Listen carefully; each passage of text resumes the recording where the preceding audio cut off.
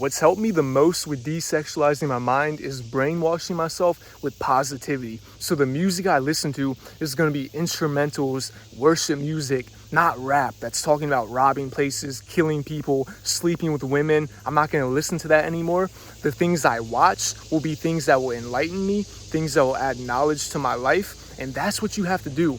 You need to control what you can control. So if you're following a bunch of women on social media that look really good, that's going to trigger you to begin having these lustful thoughts, these fantasies. And you can only think about that so much before you get weak, before you get tempted, and then you act out on that temptation. Then the mind makes you go crazy because you can't stop thinking about all these lustful thoughts. And you want them to shut up because you can't function. You can't live your day-to-day life when you're always fantasizing, always thinking about women, because it's miserable.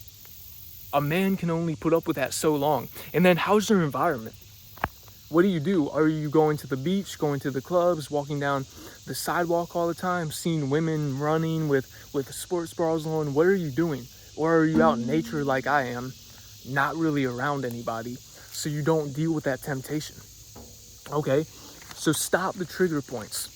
Whatever it is, if you watch a movie, you watch a TV show, and there's scenes in it where people are making out, having sex, whatever it is, don't do that anymore, okay? And then be patient too. It's a process.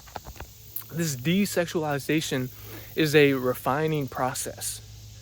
You can't just wake up in a day and not have this issue anymore. It's gonna take a long time, and you may fall. You know, you may go back to your own vomit. You may relapse. You may pull up the videos again. I'm not saying that's okay, but look what we're in, man. We're in this body that is designed to fail. You know why it's designed to fail? Well, Adam and Eve, they chose not God. You know, they disobeyed God. So here we are in this fallen nature. Things die, things get sick, things aren't perfect, and that's the whole design of it all. Okay, don't get mad at how it is. You're in the game. You just have to play it. The game isn't going to change, but you can change. You can change how you act. You have the free will to act the way you want to act, okay? And the last thing that's helped me a lot is being conscious of my thoughts. So when I'm lusting, when I'm fantasizing, I like to ask myself, why am I thinking like this? If I'm having a thought about a woman or a woman's body, sex, whatever it is, I tell myself, like, what if I did that? What if I acted out on that thought? Then what? How would things change? How would my life improve? No, my life would not improve.